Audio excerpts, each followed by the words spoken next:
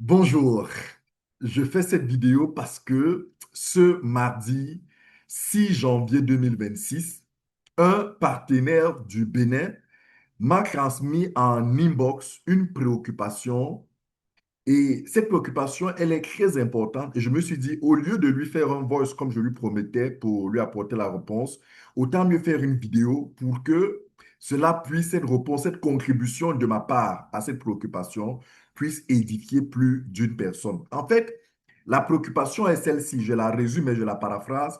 C'est bientôt 3 ans que MLC est en train de se développer.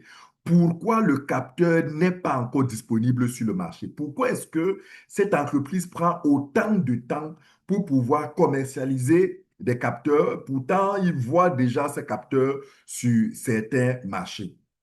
C'est une préoccupation très sérieuse, très importante et j'estime que il faut faire une vidéo pour pouvoir apporter un certain nombre d'éclairages pour que les uns et les autres comprennent véritablement ce dans quoi nous sommes. La première des choses qu'il est important de comprendre, c'est que dans le domaine de biotechnologie, lorsque vous voulez mettre au point un produit, il y a une technologie en fait matérialisée par ce produit que vous voulez commercialiser. Et vous devez faire le choix entre deux approches pour pouvoir avoir cette technologie que vous allez commercialiser. Vous devez faire le choix entre deux approches.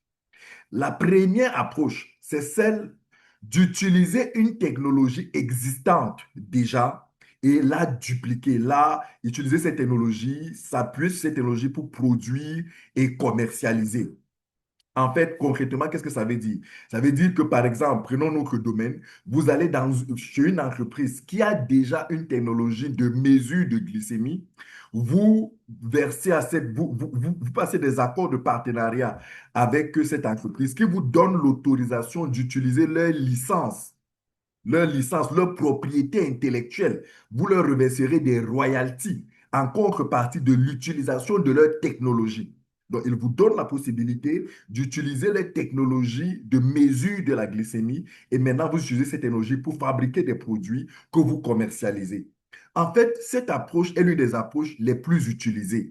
Elle est facile, elle est rapide parce que, voilà, pour peu que vous allez rencontrer l'entreprise qui détient la propriété intellectuelle, qui détient les brevets, qui détient la technologie, et que vous vous accordez sur les termes et conditions d'utilisation de cette technologie, généralement, il y a des versements qui vont vous demander de leur faire, il y aura des conditions d'utilisation. Bref, pour peu que vous vous êtes accordé, vous pouvez quelques temps plus tard utiliser cette technologie et produire, par exemple, des capteurs et commercialiser sous réserve du respect des conditions du contrat que vous avez tissé avec eux.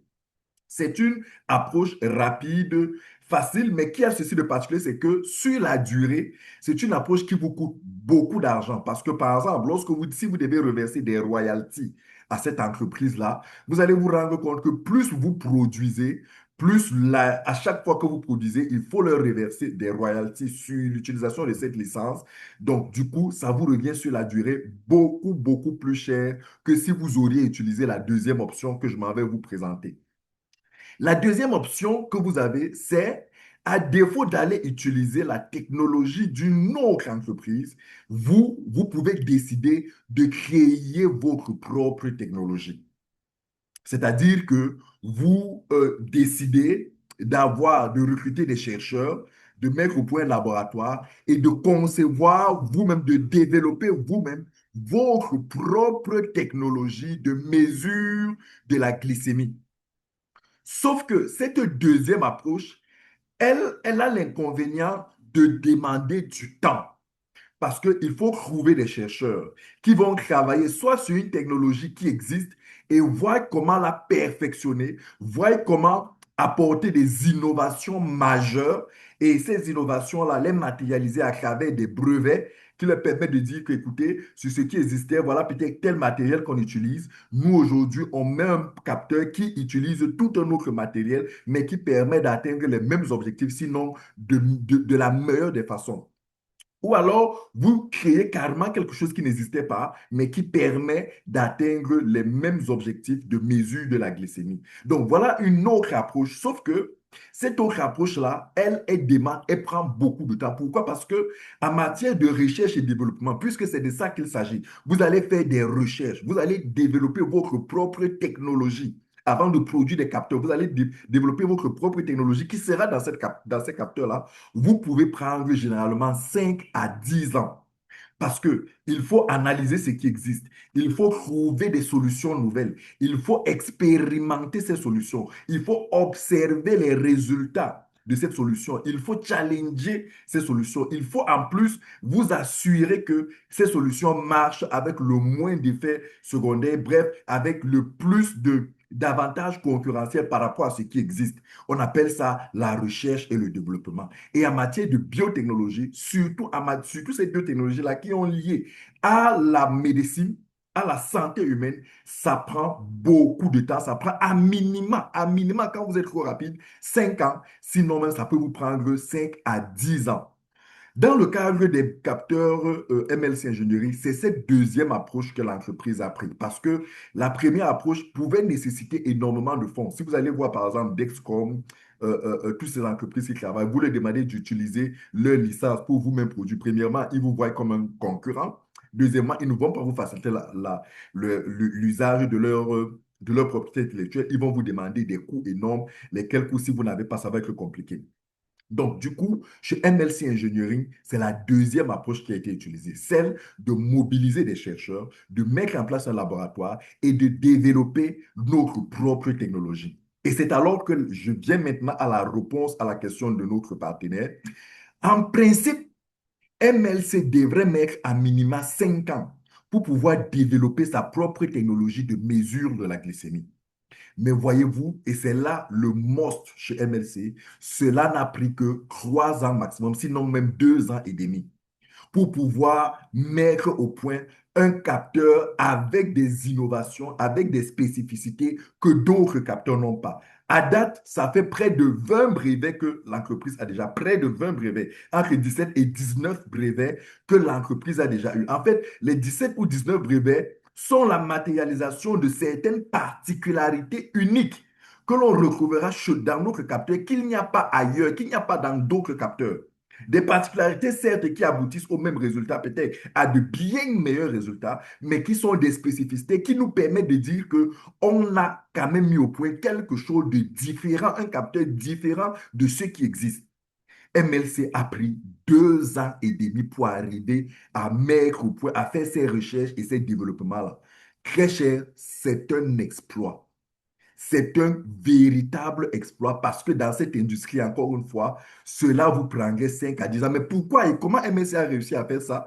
Tout simplement parce que Ivan Saltanov, le fondateur de ce projet, a réussi à mobiliser une équipe de génie en la matière en Russie, en Europe et dans le monde. Parce que il y a par exemple dans cette équipe de chercheurs, un monsieur comme Aliapov, le monsieur que vous voyez derrière moi, ce monsieur dont les brevets, dont les travaux sont accrochés sur le mur, c'est un génie, c'est un chercheur de renom qui travaille aujourd'hui depuis 20 ans sur les technologies de biomédecine en matière de biocapteurs, de mesure des liquides et fluides corporels. C'est un monsieur qui a une documentation prolifique en la matière sur les réseaux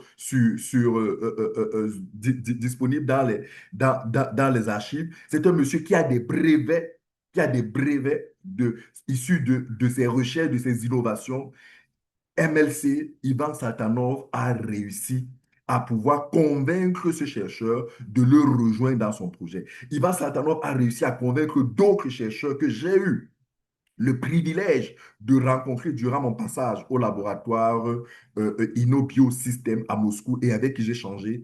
Très cher, c'est le must, c'est la crème des chercheurs en la matière en Russie. Et j'aime toujours le dire, la Russie est l'un des pays qui ne fait pas beaucoup de bruit en termes d'innovation, mais qui a des chercheurs c'est un pays très avancé en matière de recherche. C'est un pays très avancé en matière de technologie. D'ailleurs, chaque fois que je suis allé en Russie, et je leur ai dit, mais vous avez des choses phénoménales, vous avez des inventions, mais pourquoi on n'entend pas parler? Ils nous disent, écoutez, vous en Afrique, vous écoutez beaucoup les médias occidentaux, les médias français, américains, qui, eux, aiment faire beaucoup de bruit, beaucoup de tapage. Nous, ici en Russie, on travaille. on travaille, on n'a pas besoin de faire du tapage. Nous connaissons notre valeur, nous savons ce que nous produisons et le monde, ceux qui font des recherches, ceux qui nous suivent, savent ce que nous avons comme technologie. Et croyez-moi, très cher, en matière de biotechnologie, ce monsieur Aliapov que vous voyez là, avec qui j'ai pris ces photos, avec d'autres chercheurs que vous avez, dont sur cette chaîne, vous allez voir des entretiens que j'ai menés avec eux. C'est la crème. Et ils travaillent sur les composants de notre capteur depuis des années. Ça fait que leur travaux, MLC a été pour eux dans une plateforme d'accélération de leur recherche et du développement de la mise au point. C'est ce qui a aidé MLC en 2 ans et demi de faire ce que toutes les entreprises qui sont venues avant MLC ont fait en 5 ans, en 7 ans, en 10 ans. Et croyez-moi, cette technologie qui sous-tend, qui se trouve dans ce capteur est une technologie exceptionnelle parce qu'elle permet d'analyser beaucoup d'autres fluides. Et cela va faire l'objet de beaucoup d'autres produits dans les années qui arrivent chez MLC Ingénierie. Donc, je voudrais dire à cette personne qui se pose la question, pourquoi tant de temps? Non, mais en fait, non, ce n'est pas pourquoi tant de temps. En fait, MLC, en temps normal, devrait même prendre beaucoup plus et du temps pour pouvoir arriver à un produit, un prototype comme celui que nous avons aujourd'hui, qui est en certification. Et cela, c'est grâce à l'intelligence de notre fondateur qui a su réussir à capter ces génies et à les ramener à travailler sur un projet comme celui-là. Parce que ça, il faut le faire. Amener un monsieur comme celui-là, avec d'autres génies, les mettre ensemble pour qu'ils travaillent dans un tel projet, il faut avoir, voilà, il faut du bagage, il faut de l'intelligence, il faut de la sagesse, il faut savoir toucher au cœur de ces gens pour qu'ils viennent, ils vous suivent. C'est ce qui, plutôt aujourd'hui, on ne devrait pas se plaindre d'une durée, mais on devrait plutôt saluer l'avancée. Parce que d'ailleurs, pour ceux qui suivent ce projet dès le départ, la feuille de route qui, dès le départ, avait été dessinée pour ce projet, nous sommes en avance de pratiquement 2 ans sur cette feuille de route. Nous sommes en avance de pratiquement 2 ans sur cette feuille de route. Pourquoi? Parce qu'effectivement, il y a un travail de titan, il y a un travail acharné, il y a un travail qui est fait avec beaucoup d'expérience, il y a des hommes d'expérience. Donc, du coup, 3 ans plus tard, très cher, notre projet est plutôt allé très vite. Il ne faut même pas s'en plaindre. Bien au contraire, il faut se féliciter de l'avancée rapide de ce projet. Aujourd'hui, le prototype est disponible. Aujourd'hui, le prototype est en cours de certification Europe. Après cette certification Europe, ou alors pendant même que cette certification Europe est en train d'être faite, la compagnie travaille à une certification NAFDAC qui lui donnera la possibilité non seulement de commercialiser le produit en Europe, mais aussi en Amérique, des marchés qui sont aujourd'hui les plus gros marchés, plus celui des Émirats arabes et de l'Asie, des gros marchés pour la commercialisation de nos capteurs. Donc, je voudrais plutôt dire, très cher, sur la base des explications que je viens d'appeler, qu'il faut plutôt se réjouir, qu'il faut plutôt saluer l'avancée de ce projet parce qu'il est allé trop vite. Il est allé trop vite. Un deuxième élément, peut-être pour ne pas, pour terminer cette vidéo, il est allé encore trop vite parce que l'une des particularités du financement des projets en investissement privé, ce qu'on appelle vulgairement le private equity, c'est la durée de mise en œuvre du projet. Contrairement au financement public, parce qu'il faut savoir qu'en matière de financement de projet, il y a ce qu'on appelle le financement privé et il y a ce qu'on appelle le financement public. Le financement public, c'est ce que les gens appellent vulgairement la bourse. Lorsqu'une entreprise va en financement public, voilà, vous achetez des actions rapidement, vous pouvez les revendre quelque temps après, la liquidité est disponible parce qu'on est dans une situation où on est dans le statut de quelqu'un qui place son argent pour un rendement, pour un intérêt. Donc, les réalités sont telles que là-bas, vous pouvez investir et gagner rapidement. Vous pouvez mettre votre argent, placer votre argent et le récupérer aussi rapidement et aussi facilement. Mais dans l'investissement privé, la particularité, c'est que vous financez un projet. Vous accompagnez un projet. Et lorsqu'on finance un projet qui part de sa conception, il y a un temps de construction. Et pendant ce temps, et ce temps de construction, les spécialistes l'estiment à environ 7 à 10 ans.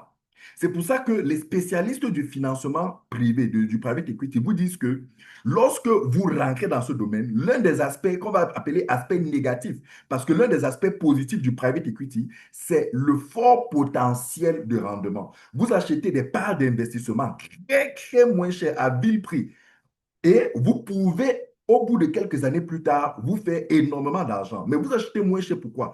Parce que, en fait, le projet est en pleine construction. Donc, lorsque quelqu'un me dit, mais pourquoi autant de temps? Mais oui, autant de temps parce que MLC, nous sommes en train de financer un projet. J'aime à le rappeler aux gens que lorsque nous rentrons dans ce projet en 2022, Ivan n'avait que l'idée dans sa tête. Et je me souviens à l'époque, il n'y avait même pas de bureau lorsque nous avons rencontré Ivan avec bien d'autres partenaires d'autres pays. Il n'y avait même pas de bureau. Je me souviens, pendant 3 jours, nous avons travaillé avec Eva dans les restaurants. On allait, on se baladait en plein Moscou, on s'arrêtait au restaurant, on mangeait et on avait des séances de travail. Il nous expliquait, on lui posait des questions et tout. Ce n'était que là dans sa tête. Il n'y avait rien de concret. Il faut donc partir d'un projet dans la tête, trouver des possibilités de réunir des chercheurs, commencer à faire des travaux. C'est toute une construction. Et cela demande du temps. Et pendant ce temps, votre argent est bloqué. Votre argent, en fait, finance cette construction. C'est un peu comme une maison que vous construisez avant de passer à son étape d'exploitation commerciale. Donc, il y a un temps de construction. La recherche et développement fait partie de la première partie de ce temps de construction. Et la recherche et développement, encore une fois, comme je vous l'expliquais tout à l'heure, peut prendre 5 ans, 7 ans, 10 ans. Mais Dieu merci, chez nous, elle n'a pris que 2 ans et demi, presque 3 ans. Après cette recherche et développement, il faut passer à la phase de certification. Et la certification, c'est aussi une étape qui prend du temps, qui peut prendre 6 mois à 1 an et qui ne dépend pas de l'entreprise. Parce que les organismes de certification ont tout un process, toute une procédure pour pouvoir certifier, pour pouvoir vous dire que oui, votre produit, il est bon, vous pouvez le commercialiser. Parce qu'il s'agit d'un produit qui touche à la santé. Donc, il y a tout un ensemble de tests, d'observations, d'analyses, de séances de travail avec les chercheurs. Il y a tout un processus de certification qui doit prendre du temps. Et ça ne dépend pas de l'entreprise. L'entreprise subit. MLC, dès qu'ils ont déposé leur dossier de demande de certification avec les prototypes, ils sont à la merci de l'entreprise, du laboratoire qui s'occupe ou alors de l'organisme qui s'occupe de certifier. Et cet organisme-là travaille selon des canaux qui peuvent prendre jusqu'à 6 mois, dans certaines mesures même 1 an. Donc là encore, c'est tout un autre état. Et lorsque le produit est donc certifié, il faut maintenant lancer la production. Donc vous comprenez que c'est tout un travail de construction que nos fonds en l'état actuel financent. C'est pour ça que, c'est pour ça que les fonds sont actuellement collectés, mobilisés. C'est pour ça qu'il y a cet appel à investisseurs privés, à tous ceux qui aimeraient accompagner ce projet. Donc, à cette étape-ci, vraiment, nous accompagnons un projet, nous soutenons un projet. Et l'une, malheureusement, des caractéristiques, c'est que cela va prendre du temps. En principe, pour un projet comme MLC, on devrait s'attendre au moins à 5, 6, 7 ans pour que le projet arrive à sa phase de commercialisation, d'exploitation véritable. Mais là, les choses vont plutôt bien, plutôt vite. Et 3 ans plus tard, on est déjà en train de parler de certification. Je pense que si tout se passe bien avec la grâce de Dieu, d'ici le troisième trimestre 2026, à tout casser la fin d'année 2026, ça peut se passer beaucoup plus vite, je sais, mais je préfère toujours préparer les esprits des Africains un peu plus tard parce que malheureusement, si je vous dis que les efforts sont en train d'être faits pour que d'ici le début du premier trimestre ou la fin du premier trimestre 2026 pour que la certification soit obtenue. Si je le dis, beaucoup vont prendre ça comme des promesses et lorsque la fin du deuxième trimestre, ce ne sera pas fait, certains vont vous rappeler que vous avez promis, vous avez menti, vous avez escroqué, vous êtes des arnaqueurs, vous êtes des bandits, vous êtes des menteurs. Ils ne comprendront pas qu'en fait, vous pouvez avoir des prévisions, mais lorsque vous êtes dans un processus qui ne dépend pas de vous, les dates peuvent être modifiées. Donc, je préfère préparer en disant aux gens, écoutez, la certification peut être obtenue d'ici la fin du troisième trimestre 2026. Pourquoi même pas d'ici la fin d'année 2026? Donc, du coup, lorsque la certification va être obtenue, en moins de 4 ans, par exemple, on pourra lancer la commercialisation. Donc, en moins de 4 ans, vous allez vous retrouver en train d'avoir fait un investissement qui vous rapporte déjà, qui vous fait déjà des retours sur investissement, qui vous rapporte déjà de l'argent. Encore une fois, dans le domaine de l'investissement privé, c'est quelque chose de louable. C'est quelque chose qu'il faut féliciter parce que nous sommes dans d'autres projets où nous sommes aujourd'hui à 7 ans, à 8 ans 8 ans, 7 ans, d'autres sont pratiquement tous la dizaine d'années où il n'y a pas encore de visibilité. Mais il n'y a pas de visibilité, le projet avance, le projet se structure, le projet est en train de se développer. Mais c'est ça la réalité. En fait, c'est ce blocage, vos fonds sont comme bloqués parce que ce fonds finance le développement et c'est la contrepartie est dans le fait que la contrepartie de ce blocage-là, de ce qu'on peut appeler ce désagrément, là, mon argent est bloqué pendant 7 ans, mon argent est bloqué pendant 5 ans, mon argent est bloqué pendant 10 ans dans un fonds. La contrepartie, c'est que lorsque tu rentres dans le projet, tu as acheté des parts d'investissement très, très moins chères pour que 7 ans plus tard, 10 ans plus tard, le niveau de revenu que tu auras, en fait, te compense tout ce temps où tu es resté à attendre. Parce que, à la vérité, sur le marché, par exemple, de l'investissement public, en bourse, par exemple, si vous regardez bien, les taux de rendement sont de l'ordre de 6%, 7%, 8%, 10%. C'est-à-dire que les dividendes qui vous sont reversés sur les marchés boursiers, c'est généralement de l'ordre de, ou alors même les progressions de la valeur des parts. Si vous regardez par rapport au taux de rendement, au montant investi, les taux de rendement sont de l'ordre de, avoisinent autour de 10%. Donc vous vous rendez compte qu'il va falloir 10 ans pour faire du 100%. Or, dans le private equity, dans l'investissement privé, à ce stade de financement de start-up, c'est vrai, aujourd'hui, MLC a dépassé le stade de start-up. Vous pouvez attendre 5 ans, 6 ans, 7 ans, 8 ans, 10 ans. Mais lorsque le projet va démarrer, lorsque les premiers investissements vont être faits, non seulement la valeur de votre investissement sera passée de 10, de 100, de 200, de 500%, de 1000%, parce qu'en même temps, durant ce temps-là, il y a le niveau de risque était très grand. Donc, c'est cette durée, ce niveau de risque qui vous sont rémunérés par un potentiel de rémunération énorme beaucoup plus tard lorsque l'entreprise est déjà formée et déjà prête. Donc, je voudrais dire pour résumer à cette personne qui demandait, mais pourquoi au bout de 3 ans, MSC n'a pas encore commencé à distribuer? Non, en fait, il faut saluer sa part. Il faut saluer parce que lorsque vous regardez le projet, MLC est en train d'aller très vite, beaucoup plus vite même, mais cela est l'œuvre d'un management intelligent. Ivan Saltanov, aujourd'hui, c'est plus de 20 ans d'expérience dans le développement de projets. C'est un monsieur qui a le carnet d'adresse qu'il faut. C'est un monsieur qui connaît le droit, qui sait ce que c'est que les nécessités juridiques en matière de développement de projets. C'est un monsieur qui sait comment mobiliser les fonds. C'est un monsieur qui, en termes de communication, vraiment, nous sommes sur plusieurs projets russes. Si vous regardez en termes de stratégie de communication, MLC est l'une des entreprises qui, il faut saluer leur dynamisme communicationnel, leur intelligence communicationnelle, j'ai envie de dire leur intelligence marketing même derrière. Donc, c'est un monsieur aujourd'hui qui capitalise plus de 20 ans d'expérience, mais il n'est pas seul. Il a toute une équipe, Lena Saltanova, Maxime Colomier et tous les autres avec qui il travaille, qui eux aussi ont des expériences à la matière, mais mieux encore, il s'est entouré de cabinets marketing, de cabinets financiers qui lui apportent le conseil. Et lorsque vous avez cette intelligence d'avoir des personnes intelligentes, des personnes dévouées, des personnes motivées pour pouvoir faire le job et que vous savez vous entourer d'autres experts extérieurs, et que vous savez prendre des bons deals, alors vous avancez rapidement. Donc, voilà la réponse, l'éclairage que j'apporte à cette préoccupation. J'espère avoir édifié les uns et les autres. De toutes les façons, si vous avez d'autres préoccupations sérieuses, n'hésitez pas à me les poser et je prendrai plaisir à pouvoir apporter ma part de contribution. C'est mon avis, ce n'est pas la compagnie qui parle. Je suis l'un des tout premiers investisseurs dans le projet. Je suis le projet de près chaque jour. C'est pour ça que je peux me permettre de partager mon avis, mais ce n'est que mon avis. Il peut souffrir de limites, il peut souffrir d'erreurs,